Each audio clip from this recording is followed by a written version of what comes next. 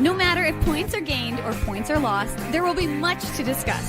For analysis regarding tonight's Winnipeg Jets game, here are Dave Manouk, Ezra Ginsburg, and your host, Drew Mandel. The Illegal Curve post-game show, presented by Play Now, the official sports betting partner of the Winnipeg Jets, starts now. Good evening, Winnipeg. Good evening, Manitoba. For all those joining us live this evening on our YouTube channel and all of our social media platforms, we say good evening, universe, and welcome to my childhood bedroom where I'm broadcasting tonight's post-game show from.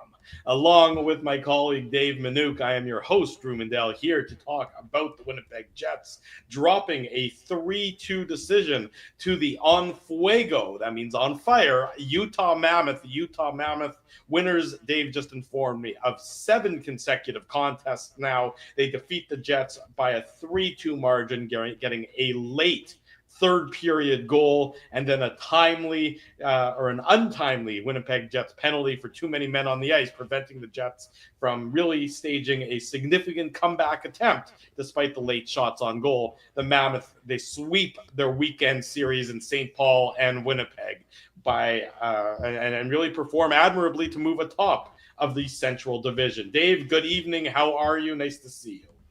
It's been a while, Drew, since we've done 4 in 4, but yes, it has been good. The Utah Mammoth are for real, and we knew that coming into tonight's game, and we saw that throughout the course of this hockey game. They looked like a very good hockey team. They're very young. You can see the talent oozing out of so many of their players. Mm-hmm. And the Jets, to my mind, to my eye, looked like a disconnected hockey team. I just thought a lot of the passes were behind guys. They're just not where they needed to be, and they had a chance. I mean, I think the game-winning goal sums up the way they played, just disconnected, right? Like you have a play in the neutral zone, you kind of hot potato it, then Fleury plays it unusually, to say the least. And yeah, we'll get into it more, of course, when we do our game recap. But it was just an unusual sort of game for Winnipeg. And like I said, you can win those games sometimes. Connor Hellebuck was very good. But it was not a particularly strong game by the team. And you can say, well, that was their third game in their last 4. That's true. But Utah's also coming off, as you said, a back-to-back. So interesting hockey game. But, the fact that the Jets lost, not terribly. I don't know what the deserve to win a meter was for tonight's game, but I would think that the Jets just didn't look like they had it going on today. From my perspective, just watching that game, it just was so many guys made plays that were just abnormal for them. And like I said, Dylan DeMello made a couple of questionable ones. Neil Pionk, like it's just over and over. There's so many highlights that I could be like Luke Shen, holy moly, that first goal against, choosing to go off when he did. I mean, it is. Well, let's talk about Luke Shen, and we're going to get Scott Arneal. He's going to join us, live from the Matt Frost Media Center coming up here in a few minutes' time. So you can stay tuned for that here on the Illegal Curve post-game show presented by Play Now. But you mentioned Luke Shen, and definitely not a performance to write home about by him. And I'm just perplexed by the decision to put him back in the lineup as quickly as the Jets did. Mm-hmm. Again, the Utah Mammoth are a skating team. They're a fast team. They're a young team. Speed is the name of their game, and speed is certainly not the name of the game for Luke Shen. Right. And you're seeing him struggle. I do think that he is struggling, in his role for the Winnipeg Jets. He is there's no question that he is a third pairing right side defenseman in this league at this point in time. But I would also say that he's not an every game third pairing right side defenseman. So I was surprised. And I said this on yesterday's program, the Illegal Curve Hockey Show yesterday morning. I was surprised by the decision to see him in the lineup. I would have gone back with Colin Miller, because what do you see from Colin Miller when he plays 9 minutes a game in a game on Friday night that's heavily special teams? So you can't really evaluate Colin Miller's performance. Mm-hmm. There's a lot about that I was perplexed by in terms of the decision to bring Shen back into the lineup. I'll tell you what, Nikita Chibrikov may have played himself out of the lineup. Yeah, he can't be taking penalties that way. What did he get? 2 minor penalties, I think, in tonight's contest? Yeah, I mean, one's coincidental, but right. He just, again, there's another example of a guy.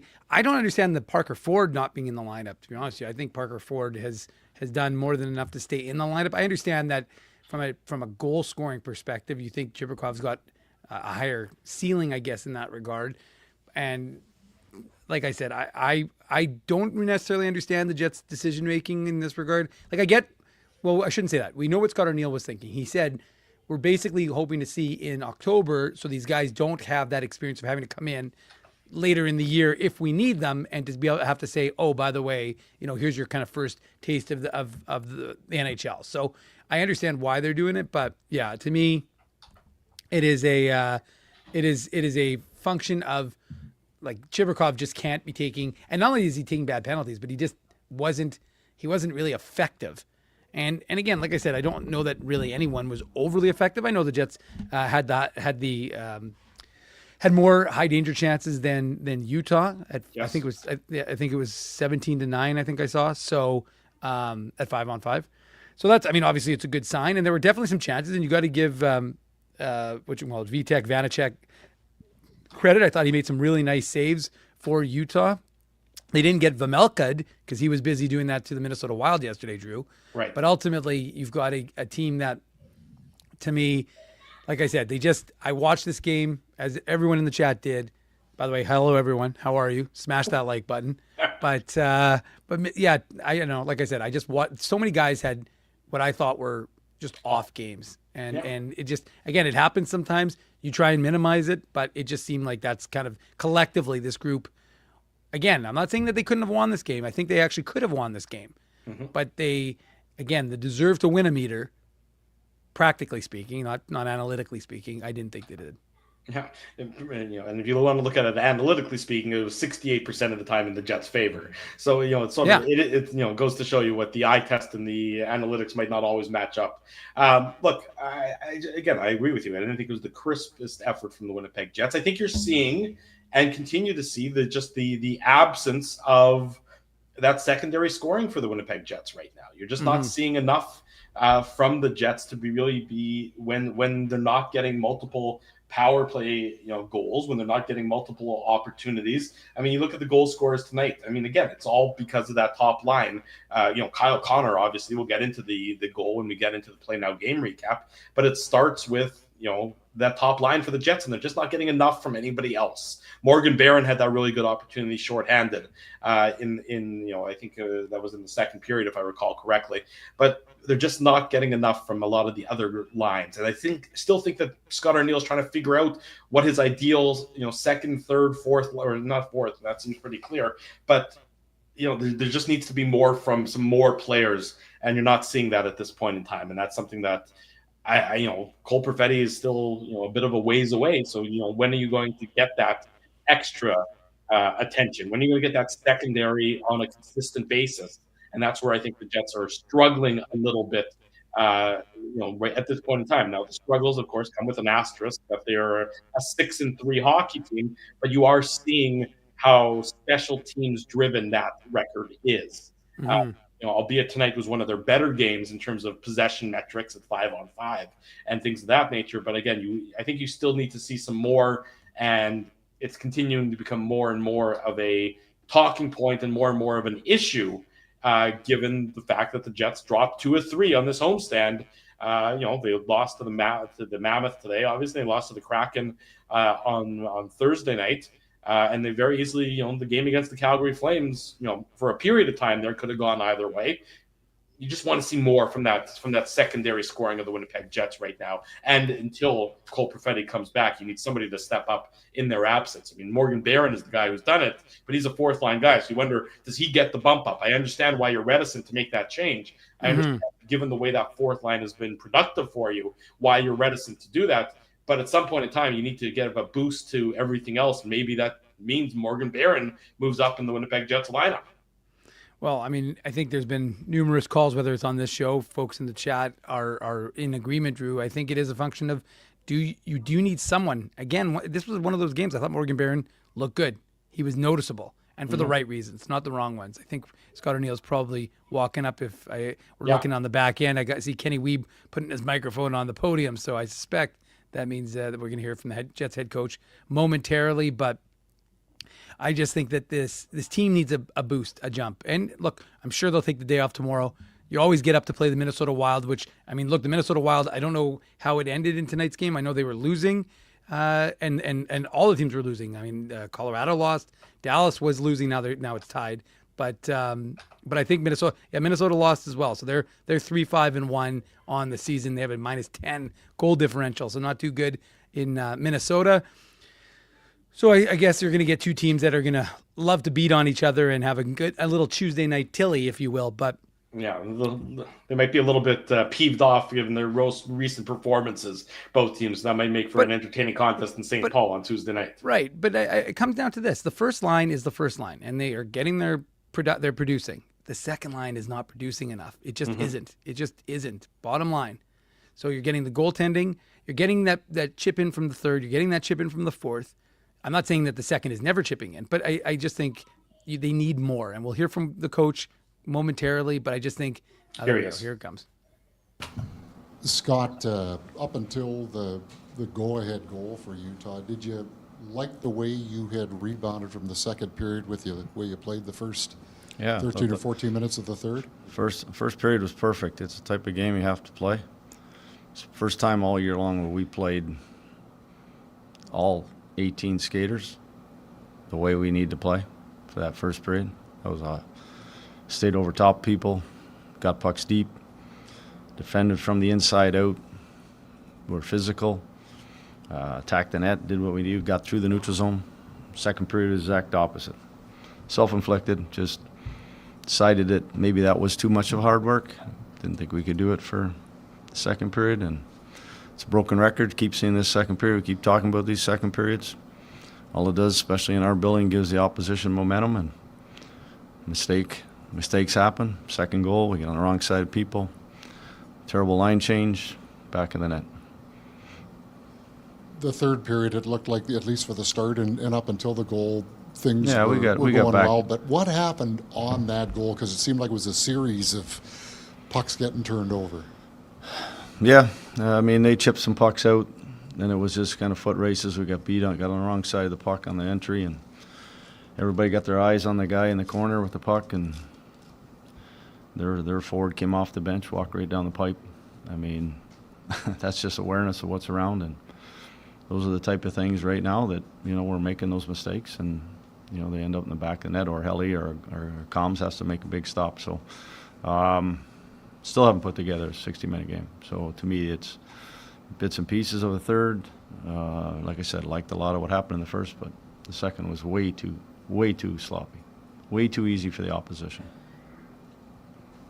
On the line change, it looks like they hit their own skate trying to break it out, and so some of your guys start to head off. Yeah. Is it on them to sort of keep their head up about what happens next? Because it kind of looked like you might have it there. Yeah, we had two over top of sort of the one guy of theirs, and you're talking about the second one? Yeah, and then it was kind of a scramble on who was going to get to the puck, and their forward was over top of both of our forwards, and that's just, they got inside position, and they pushed it up from there. But yeah, I think in fairness, I think our D thought the puck was going in, and it changed direction. But at the end of the day, it's still a second period. You got to be 100% when it has to get down the goal line. So when you're talking to your team in the post game about their self-inflicted moments, you also have a first period you love. Is it like, do you lean into them about the first period, or is it time that those second period plays end at this point? Yeah, I mean, we're at game 9 here. It's time to end that stuff. I mean, it's about playing 60-minute games in this league. You're not going to win many, and that's a good young team over there in our division. And if you're not going to play 3 periods, you're not going to have success. And talk to them that what we did in the first period is hard work. And it has to happen each and every shift, and it has to happen from all 4 lines and all of our D, and that's our DNA, is usually our work ethic and our compete. And I didn't like what we saw in the second period. Last one, guys. How do you get that cleaned up, Scott? I mean, you guys have done such a good Keep job. hammering it home. Yeah, there's a lot of ways you can look at it. It's the pucks, our puck management. It's getting on the right side of people, 200 feet from your net. It's not pinching when we don't have an F3. It's not having 3 guys behind the goal line. It's D-zone, getting on the wrong side of people and them beating us to the net front. Have an opportunity to make an outlet pass or chip it outside the line, fight the next 10, 15 seconds instead of trying to hope something in the middle and then creates a turnover and creates extended shifts. So it's stuff that we've been showing and we've been talking about it, and it's going to be one of those situations that doesn't get any better unless we start to do it on a consistent basis each and every period. Thank you. Winnipeg Jets head coach Scott Arneal. I would describe him as frustrated based on those comments, Dave M. First time all year, I would say that you sort of hear a particular edge to his analysis of the game. I mean, there's been times where he has lamented some of the performance and he's been, disappointed in some of the things that he's seen. This is the first time this year that I would say that there was definitely some, pointed criticism and an edge to his post-game comments. Well, I mean, look, they got outshot 9-1 or 10-2 in the set to start the second period. I know it ended up, I think it was 16-8 in the end or something of that nature. But the fact of the matter is that they didn't. Again, like, you've got to play a full game. And again, I'm not suggesting that you're not going to have breakdowns or stretches of time where another good hockey team is going to push you. Of course you are.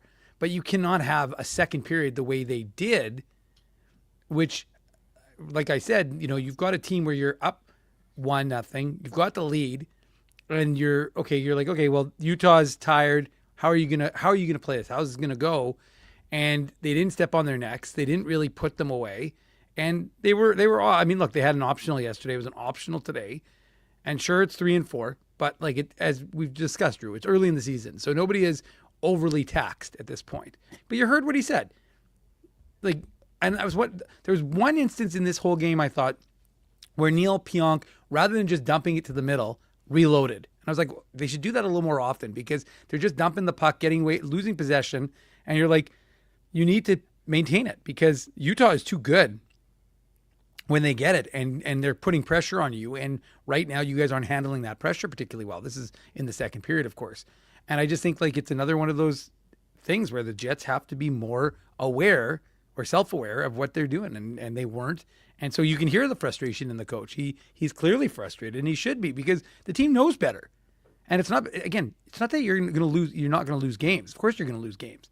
But you have to be more, I don't know what the word, Drew, is, but you got to be something because it's more self-aware, I think, is what it is, of the situations and that sort of thing. And again, like I said, nothing sums up this team better than the Fleury and Taves kind of miscue. It was Taves, right? It was Pearson. Pearson, sorry. Yeah. Pearson and Fleury miscue in the third period. Well, let's get into the details of this game and the goal-by-goal recap. It is the Play Now game recap. The Play Now game recap. Big thanks to our friends at Play Now for their continued support of the Illegal Curve post-game show and the Illegal Curve hockey show. Don't bet on illegal sites. Bet with Play Now instead. Manitoba's local legal and secure gambling site. 18+. Please play responsibly. Play Now is the official gambling partner of the Winnipeg Jets. No score in that first period. A good first period. Scott Arneal spoke about it. He said it was one of their best first periods, best starts to the game this season, playing the quote-unquote right way where they're, above their defenders. They're on the right side of the puck. All of the usual cliches. We're all familiar with those ones. That is what you've seen. And in this instance, it was very quickly that, it was a solid first period for the Winnipeg Jets, Dave. Yeah, there's no question about it. They had some chances. They outshot them, I think, 8-6. But to me, it was one of those, again, like I said, you're looking at a Utah team that is playing with a ton of confidence. And they're just, they started off the season, I think they went 1-2 to start. And since then, they've just been winning, which again, prior to tonight was 6 wins in a row. Now it's 7. And they're saying, listen, we've got waves that we can come at you with. We had Cole Bagley on yesterday to talk about Utah. So hopefully folks listened to our Saturday show. So they were prepared for a pretty good Utah team, a team that can, has a lot of talent. And then you see the guys. I didn't think Brandon Tanev had a particularly impactful game other than convincing the refs to take to call a too many men on Neil Pionk. Delay game. Yeah.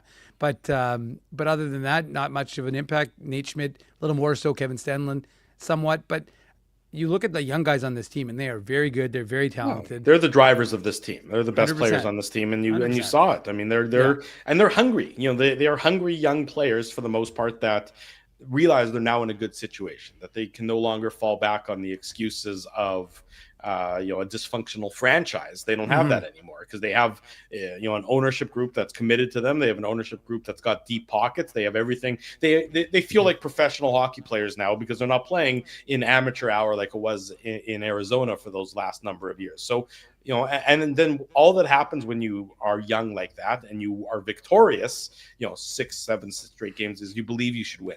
That's what they have, the belief in winning at this point in time that they never used to have. And that comes with, success. It comes with success. You expect to win these games.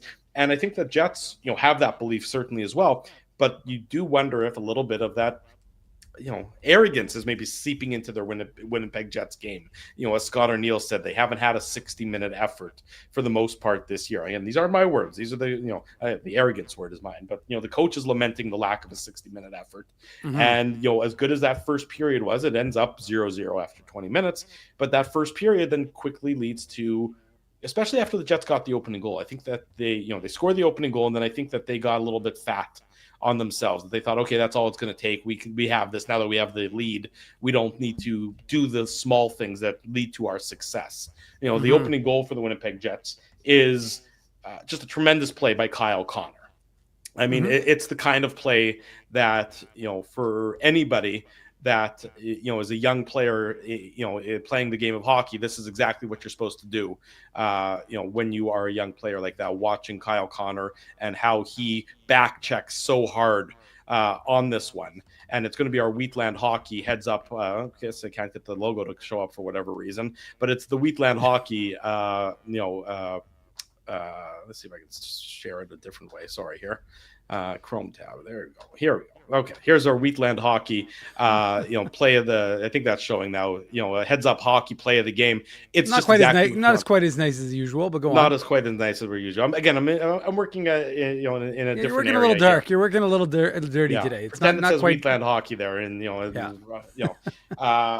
it's a back check. It's just strong. I mean, this is exactly what you want. He comes back out of nowhere to set up this play. That's beautiful. This is textbook hockey 101 that can be used in a hockey lesson for kids of all ages. He comes back and he makes the play and he starts the play and he leads. It ultimately leads to the Winnipeg Jets scoring the opening goal. Dylan DeMello, his first of the year, assisted Josh Morrissey and Kyle Connor. But it's the Kyle Connor show here. It's a great shot by Dylan DeMello. There's a lot of traffic in front of Vitek Vanacek.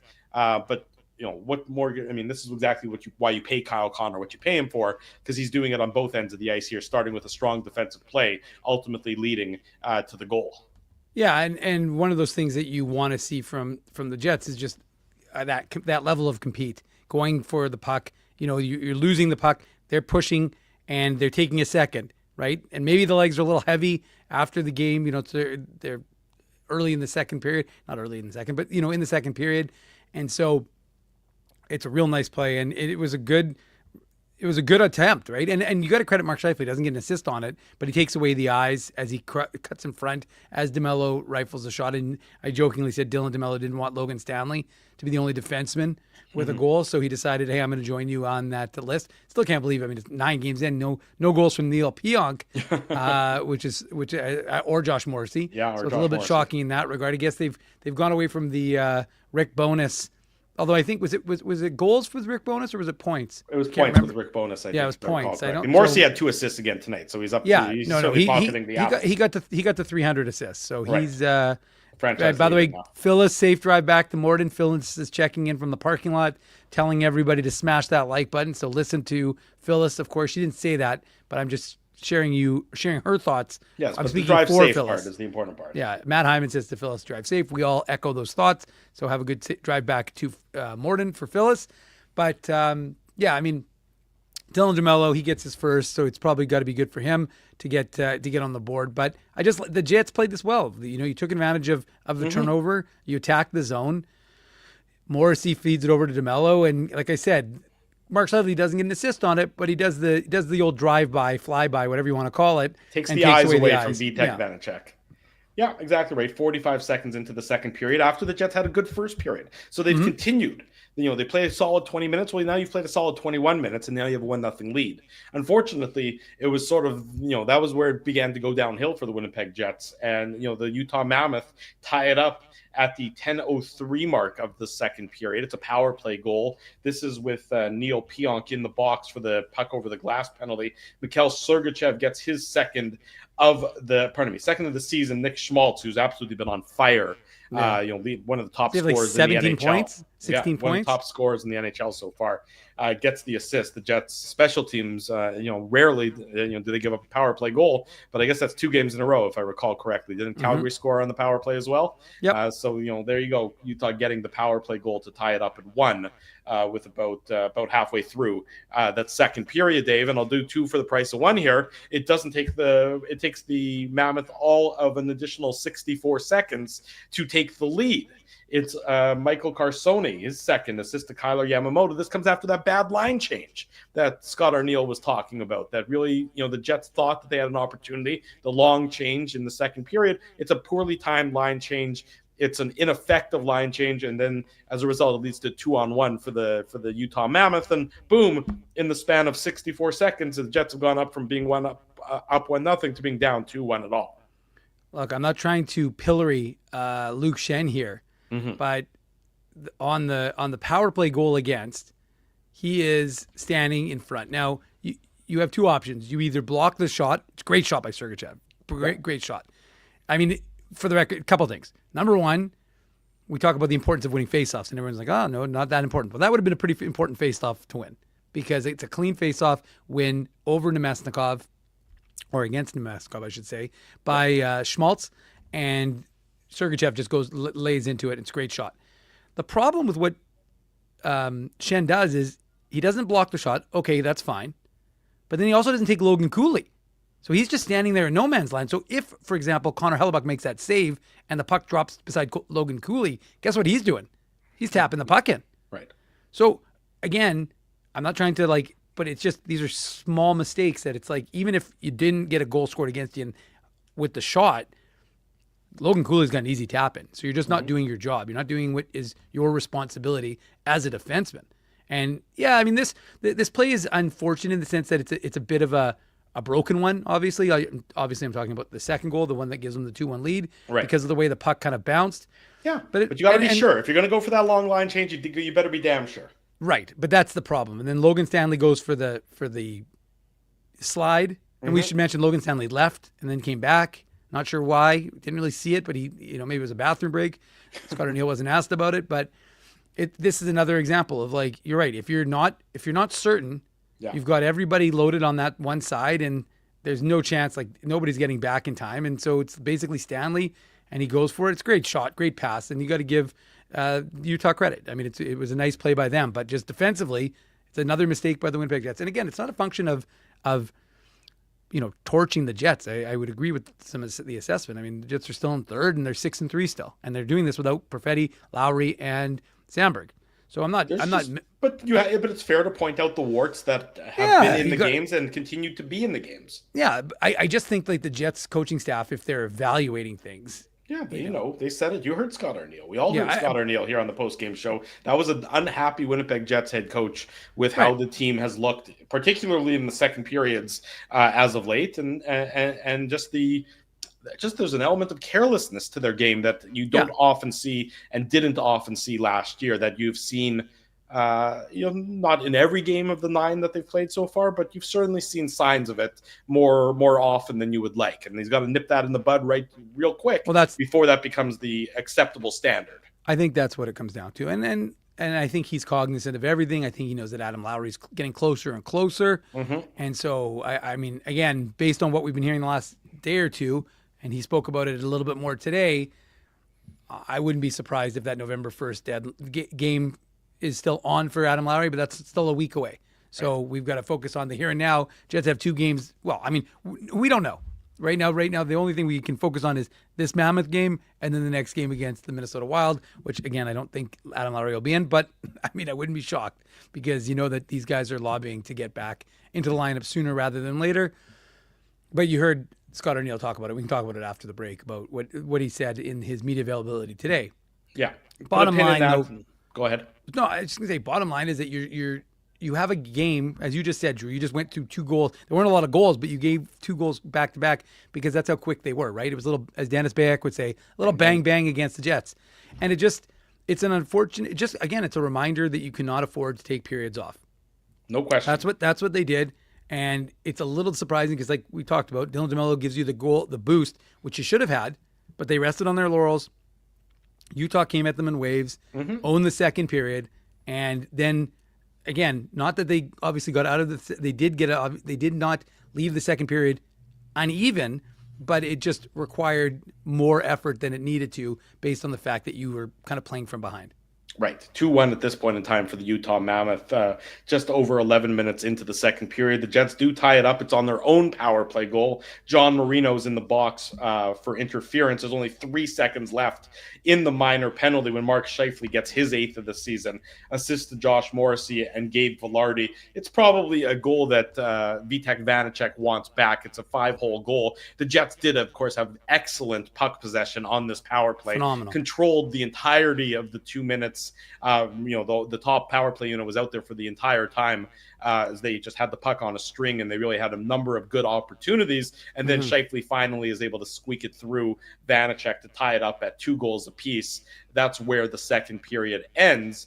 A second period that both teams score twice. But ultimately, the Utah Mammoth certainly preferred their second period than to that of the Winnipeg Jets. But a nice goal by Scheifele here after an impressive power play by the Jets' top power play unit.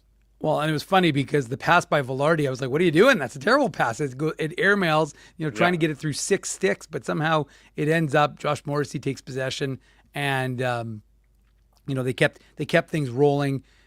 I thought actually it's funny because I thought Vilardi, I watched the replay again, but I thought initially Vilardi hit Vanacek's pads trying to distract him a little bit. He didn't. He just went for the puck after the shot. Great shot by Mark Scheifele. I mean, tied for the most goals in the NHL. Team Canada, are you watching?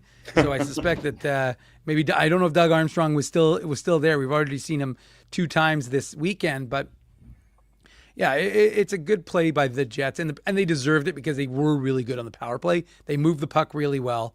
We know that the Mammoth, as good as they've been at 5-on-5, and I don't know if they're the best team at 5-on-5 this year, or they've got to be a top 3 team at 5-on-5 in the NHL, would be my guess. But it's amazing that their special teams aren't quite there, and their special teams are a little bit behind their 5-on-5 play. So if you're watching them, you know that their power play is 15th and their PK is 19th.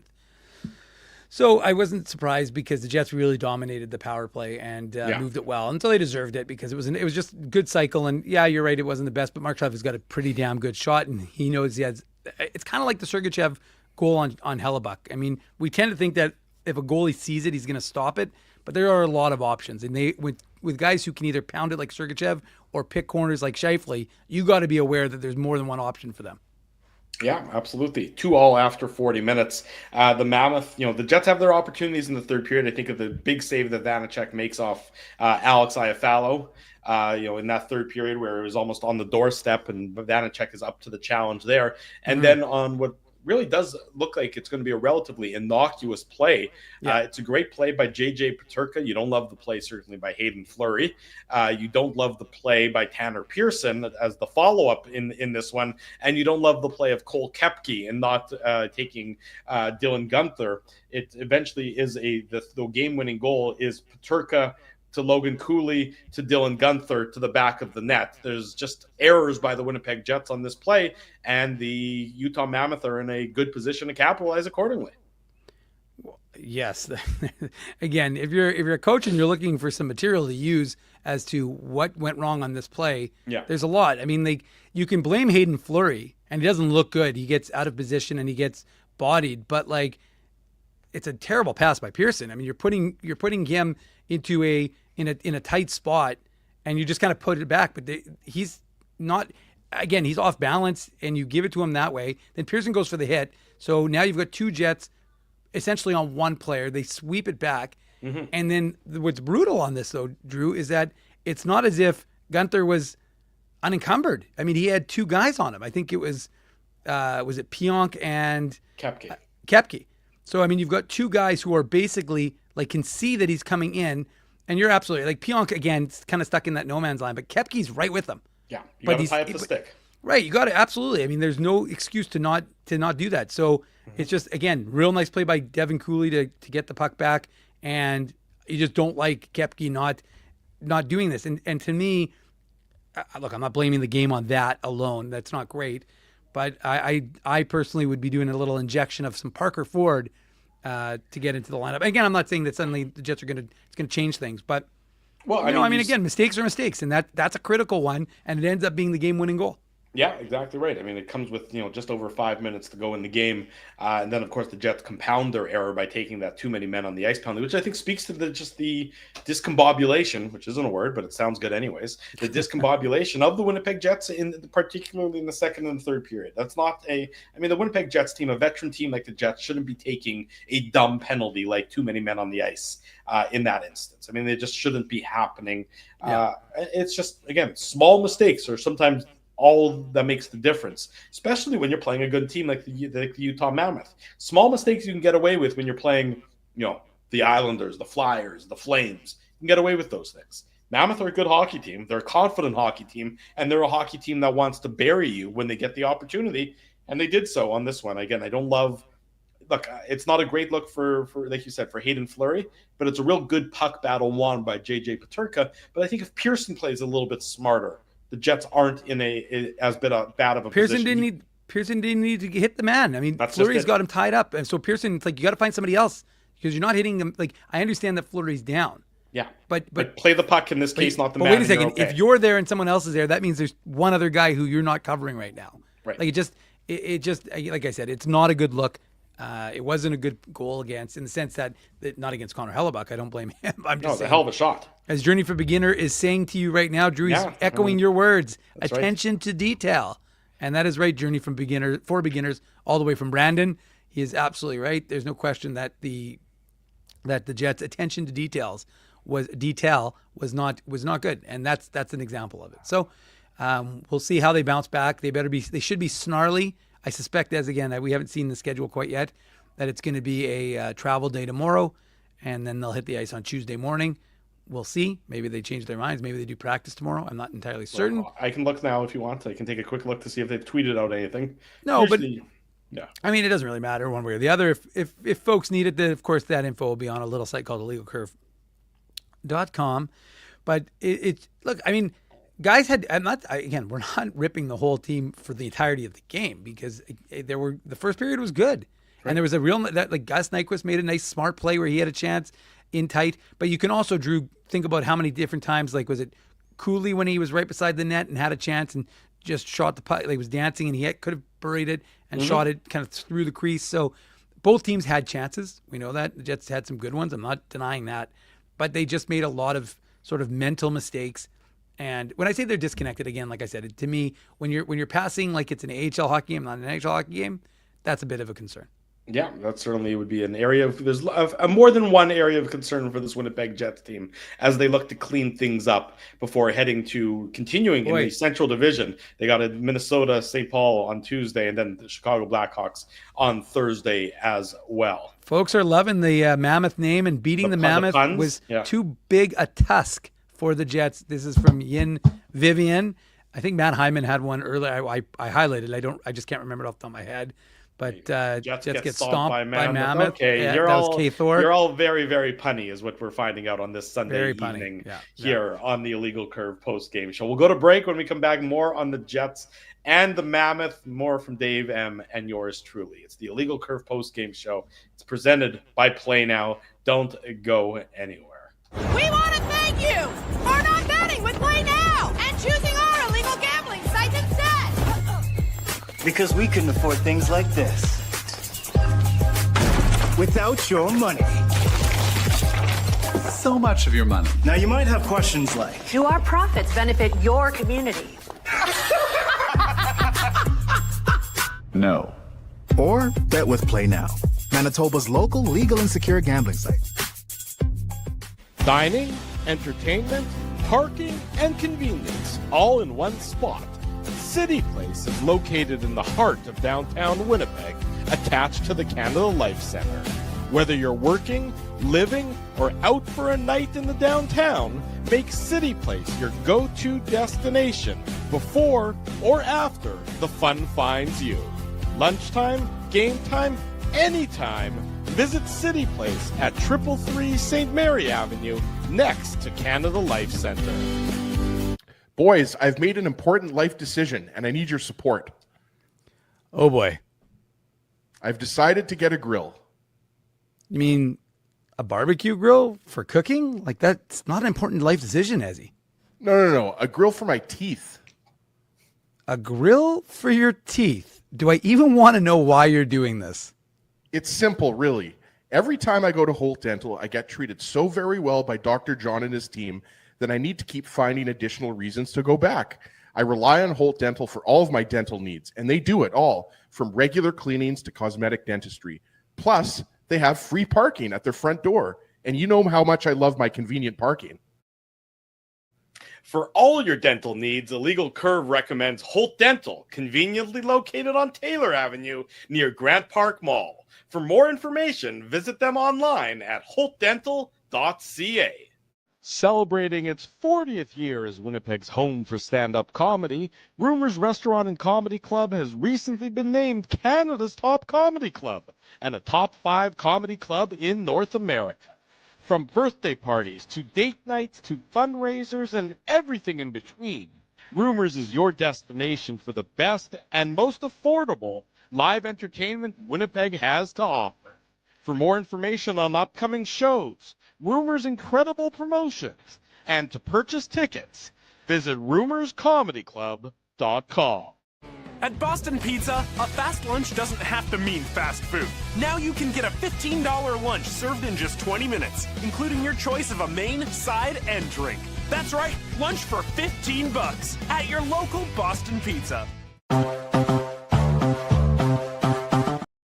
20 minutes after the hour, welcome back to the Illegal Curve post-game show. Drew Mandel, Dave Manouk with you on this Sunday evening. Jets drop a 3-2 decision to the Utah Mammoth.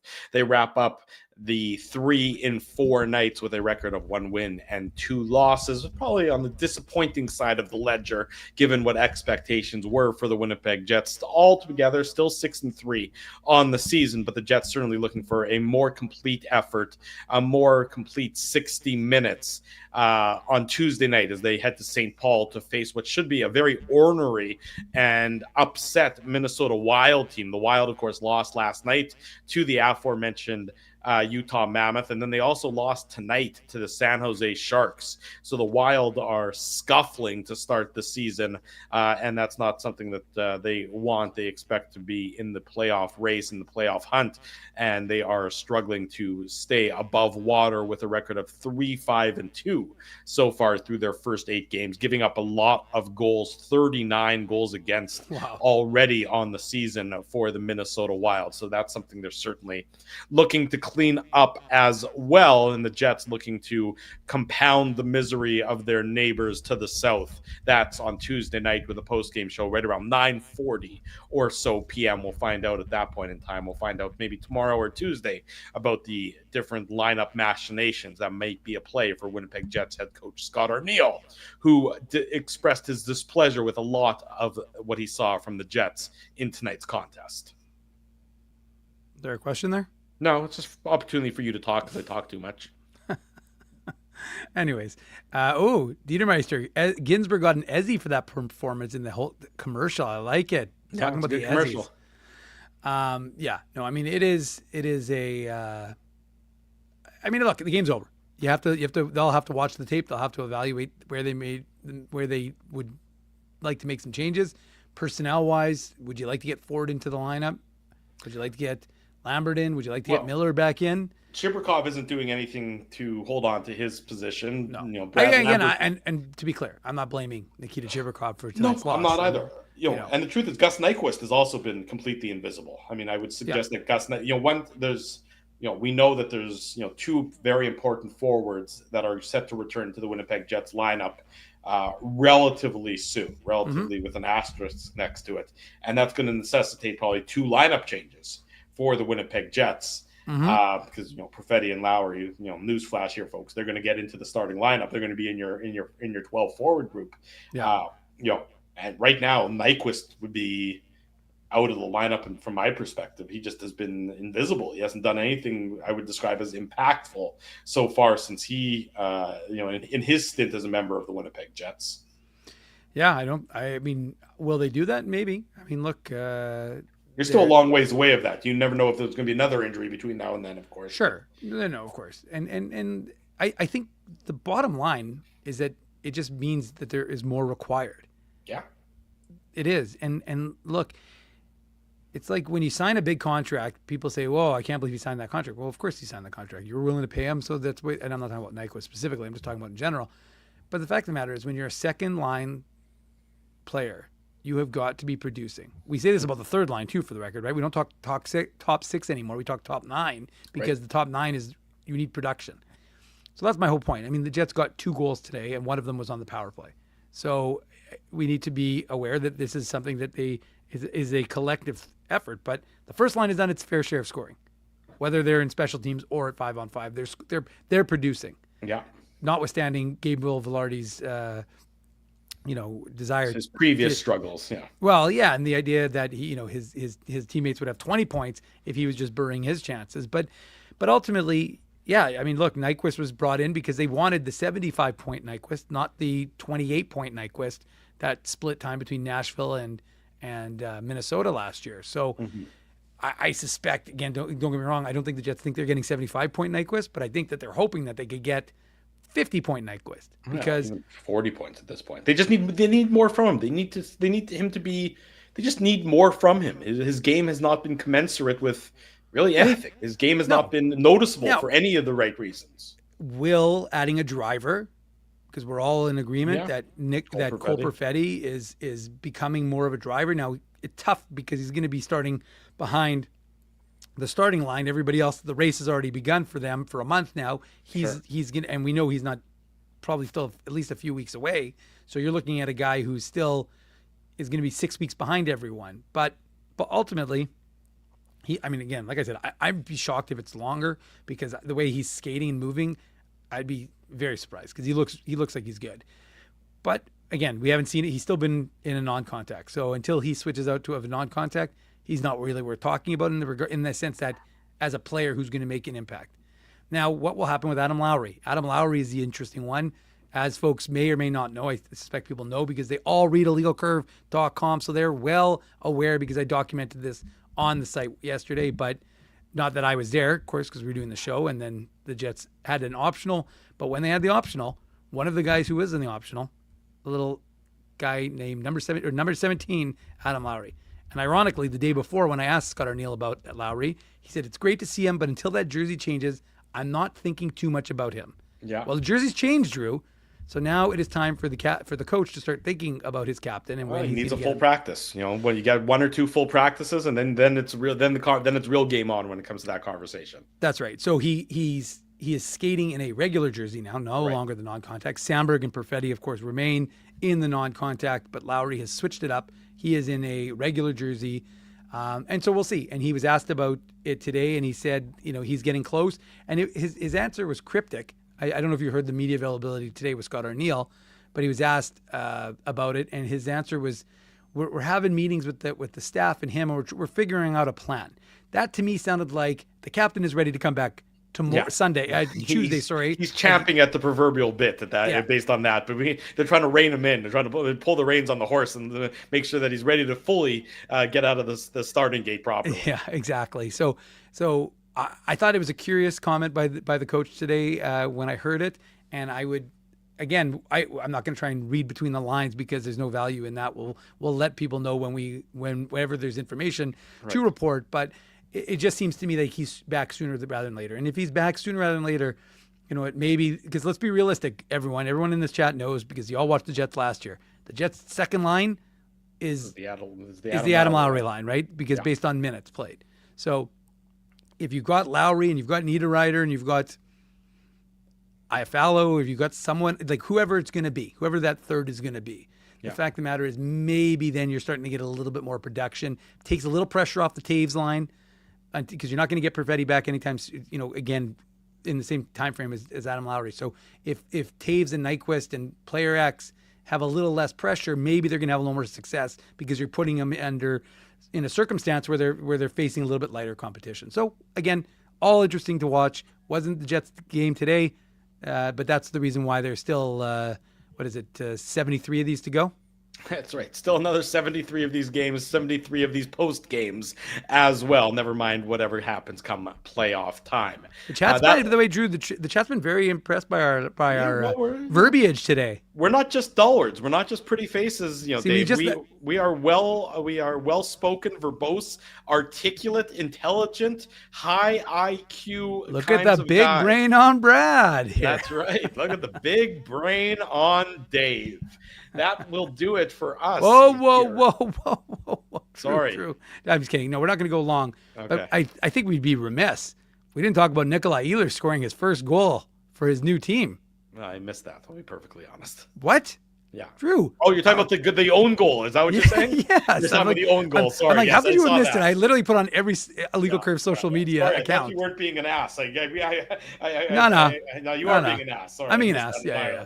I mean, again, like I said, and then the funniest part is then it's amazing how when you put something out on social media and then the amount of people who just get all worked up in the comments, and I don't really engage. It's too much stupidity, but it's just amazing to me how people are getting all like defensive about it. And I was like, guys, I was clearly kidding. It's not a big deal. But like everybody was like people felt they need to defend him. I'm like, again, I don't really care. I just thought it was funny that his first goal in his 8th game with his new team, he puts it right top corner against his own team. So I don't know if folks saw it, but it was just kind of entertaining. If you didn't see it, well, I was going to take the high road. Dave apparently only goes down the low road. Dave is kicking a guy when he's down. I was willing to give him a pass, but me, I am the mensch. I am the good guy. Dave, he is the guy who's going to try and pour the salt in the proverbial wound that is Nikolai Ehlers' own goal. There you go. So, I mean, to me, it was just, I just thought it was funny because I felt bad for him, obviously. I didn't think it was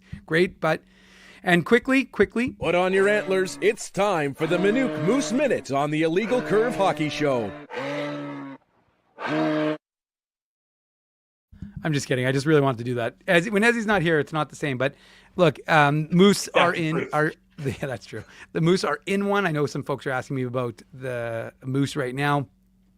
They were doing well in Chicago. They were looking okay, and then they much like the Jets, their attention to detail slipped a little bit, allowed the Wolves to get back in the game. So they were up 3-2. Walker Dewar had a pair of goals. Phil DiGiuseppe had a goal. And Thomas Milic was in net. Very unusual game-tying goal. I didn't love the way Elias Salamonson played it. And then it kind of like slingshotted off his stick and past Milic to tie the game. And then really beautiful goal to win it for the Wolves in Chicago. So the Moose in tough. They've losing in overtime. 4-3, and the kids are looking all right. Jagger's looking more and more comfortable.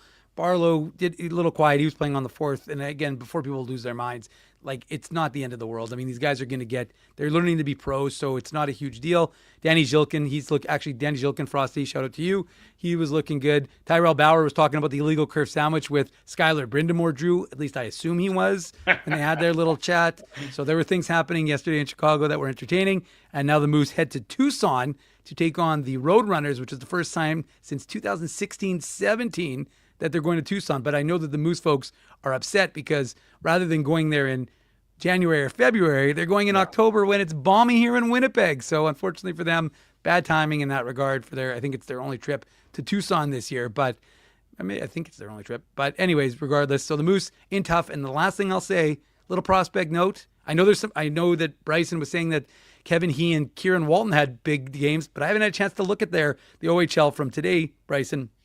But the OHL yesterday, Jacob Kluche drew the 2025 7th rounder of the Winnipeg Jets. Nice kid, plays for Saginaw, of course, the former team of Cole Perfetti.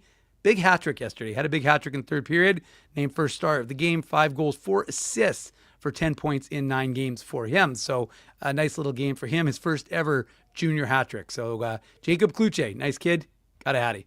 Find me another show that's going to give you a Jacob Kluche hat trick update. There isn't one. That's why we're unique. Well, that and many other reasons make us unique. But nonetheless, Dave M with his Moose Minute and, of course, his prospects update as well.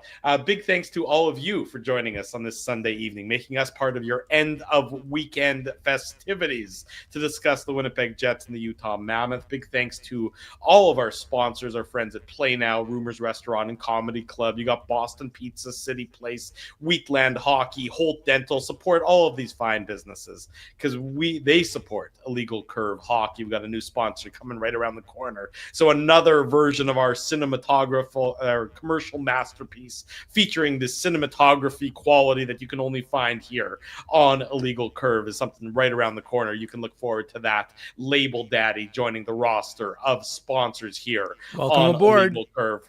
What'd you say? I said, welcome aboard to welcome Label aboard. Daddy. Yeah, welcome aboard to Label Daddy. We got Daddy. Big Daddy Ezra Ginsburg and Label Daddy. I think it's the perfect union. Exactly right. If you haven't already done so, folks, be sure to smash the like button, subscribe to the channel, subscribe to the podcast, and leave us your feedback. Always like to hear what you think about our fine programming. And of course, we remind you to tell your friends, tell your family the best place to be after each and every Winnipeg Jets game. And again, on Saturday mornings is the Illegal Curve YouTube channel. Plenty of post-game analysis and content still to come on illegalcurve.com. Until then, for Dave Manuk, I am your host, Drew Mandel. We'll be back on Tuesday night right around, I think, about 9:45 or so for the Illegal Curve post-game show. Until then, we wish you good night and good luck, and thanks for watching the Illegal Curve post-game show.